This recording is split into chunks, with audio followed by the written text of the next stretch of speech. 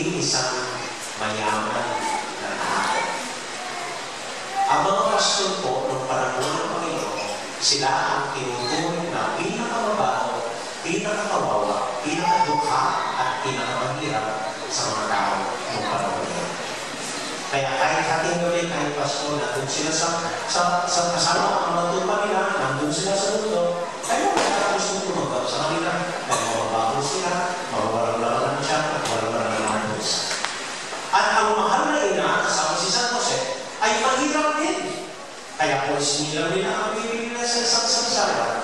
Kaya wala mo namin ang kanilang baby, nakabago na ang kanilang baby. Kaya wala gustong tumutong sa kanila, kaya hindi nakakupa ng isang bahay na disente, kasi nga, maghirap sila. Kaya, alam ko ito, hindi ko mo sinasabi na galing ang Diyos sa mamayayan. Hindi ko rin mo sinasabi na galing ang Diyos sa mamayayan. Ito po ang punto ng Ebanghelyo. Kung gusto mo niyo lumapit sa inyo ang swerte, kung gusto mo niyo maging payapa kayo at masaya sa buhay ninyo, again, wala po sa bilog-bilog ng butas, kundi minsan-minsan tayo, pag-ibala, pag-iisip, pag-inasal, pag-ibignan ang mga mahihirap sa buhay. Yan po. Hindi ko sinasabi kung hindi kaya ang maging mayaman. Ay, ako po, nangangaroon na yumaman. Ay, kung nakalit po yun, tanda yung nangangaroon na yumaman ang nanay ko. Pero nangangaroon ang nanay ko yumaman para makakapara daw siya na makapara. Kaya alam din naman, kung balik po ko nalaaral sa seminary, ibang tao yung mayaman na nagpapaaral sa akin. Di po sinasabi na hindi po tayo dapat magaman ng maging mayaman sa buhay natin. Na maging komportable sa buhay natin. Dapat po tayo, hinahanap natin yun. Ang sinasabi naman ng Ebanghelyo, ang sinasabi ng Panginoon, kahit siya nabubuhay at nangangarap at naging isa na buha sa mga tao, yung unang kinakausap niya, yung unang kinilagay niya ng pansin, yung unang pinapangaralan, yung unang kinilagay, lagi po, ang mga mahihirap. Hindi po natin kinilagay. So kung gusto mo niyo maging maswerte sa buhay niyo, malayo sa masamang espiritu, malapit sa grasya, huwag po niyo bigyan ng prutas yung desa niyo. Mag-isip mo ng paraan, paano pwedeng makatikim ng prutas ang mga mahihirap na itas. Pakibangat po, pakikisahan po, pakikipagdasal mo, give a second look ang isa-isa. Find ways, join people, join organization, join relief action to the point of ginawa natin. Kanina po, tinitin sa mga kaibigan sa parang pagdalawa. Iistil kami. Sabi ang among mga ngayon ay hihirapan po kami. Hanggang ngayon walang pagtakin po, walang matingan, at walang mapalitan ang matao dahil sa nangyari. After all, there are so many fixes. Kaya kung di po tayo, pag nagpapasal po, yung mga nag-ali ng lama, mag-ali ng offering, di po rin nila na poor people are still waiting for us. May poor people among us. Kung minsan po manood lang kayo ng TV, you will watch children. Minsan may napanood ako nung nasa stage pa ako, doon ko pa napanood, ayaw sa tayo, kinisyon po nila mga bata. Mga bata, imbes na mag-akal, aakal sa ulo. Dahil bago mag-akali, ang ginagawa ko naman ng lahat, pinupunto na agad mga $2 or like $4. And then they ask children to bring them down sa mundo. And pagbaba na pagkakayari na, babayaran ng 50 centimos, pero put food na ron, nagbibuhay nila.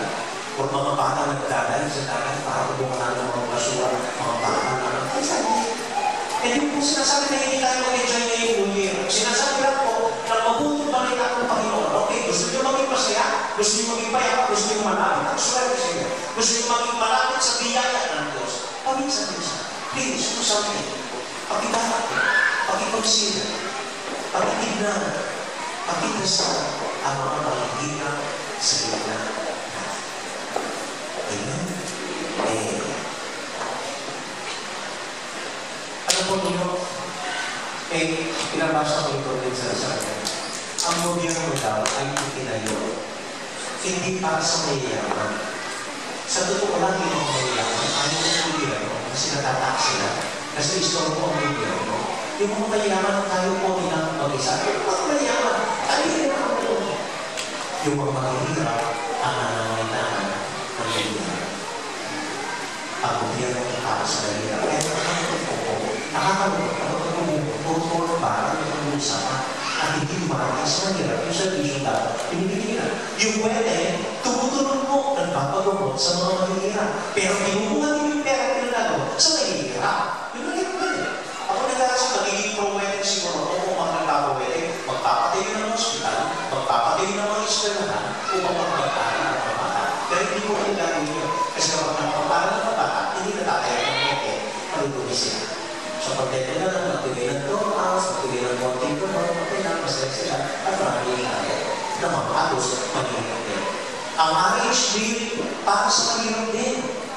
Ang RHB para sa mahirap, gusto nila umonti ang mahirap, imbes na gumawa ng programa para sa mahirap. Amen? Ikatlo mo, ikatlo. Naging maswerte ang mga tao dito dahil isinama nila ang Diyos sa buhay nila. They went home glorifying and praising God. Sabi po ng Evangelyo. Sa sitwasyon po natin ngayon, sa society natin ngayon, sa modern times, kung saan talagang advance na po ang lahat-lahat, marami po mga society, marami po inaakasya po nila ang Diyos. Tinatanggal na nila ang Diyos. Nagagin po sa isa sa space. Bawal na mag-sign of the cross. Bawal na magbagin ang pangalan ng Diyos. Nakakaya na sa mga hindi naniniwala sa Diyos. Kahit hindi mag-seta, gusto alisin mo rin, alisin yung sa, alisin yung pagkukulot. Kung minsan po kayo tayo, nahihiyan at ipahayaan ang pananampalataya natin. Kung gusto mo rin talagang maging malapit sa itong biyaya, malayo sa kasamang Espiritu, always include God in your life. Always believe in God. Always make God part of your life. In your decisions, in every day that comes to this way. Lagi po niyong isama ang Diyos. Kahit kung minsan parang wala siya, kahit kung minsan parang hindi siya tumutugon, kahit kung minsan parang malayo sa inyo, maniwala kayo.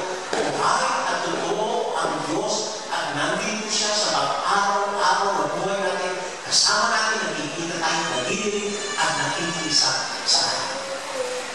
Talking of mothers and prayers, Mama Mary, she kept all these things in her heart, praying over them, okay, and keeping them, all these things in her heart. Ibig na po sabihin ito si Mama Mary, it was not easy life. Hindi naman ano yung tinanggap yung buhay, maging ina, magbuntis na dalaga, maging ina na hindi niya anak, maging susbay niya ang anak ng Diyos. Hindi mo madali yun. But she was able to survive. She was loving. Kasama niya ang Diyos. Ako po, I will always confess this. Naging po ko talaga po makapasalamat niya.